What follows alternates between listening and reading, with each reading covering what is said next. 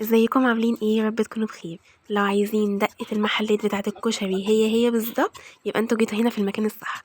معايا 3 معالق من الشطة، 3 معالق صغيرين من الشطة العادية، عليهم يعني ايه هنحمصهم شوية بس على النار كده.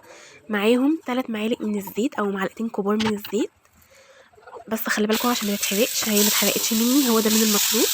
معانا 3 معالق من الصلصة، يعني من معلقتين ل3، وهفضل اقلبهم كده كويس قوي قوي قوي. وبعدين بقى هسيبهم يسخنوا مع بعض تاني على النار.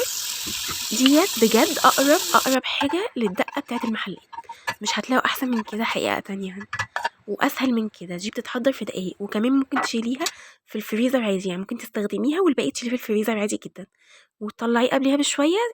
تمام. ممكن تحضريها رمضان طبعا، مثلا بقى حاجات بسيطه كده عايزين تعملوها، فتطلعوا على طول. هنا بقى عملت المكرونه وحطيت الصلصه بتاعتي العاديه جدا، وبعدين بقى البصل اللي هحطه ده يا جماعه خطير، برضو احسن من بتاع المحلات واحسن.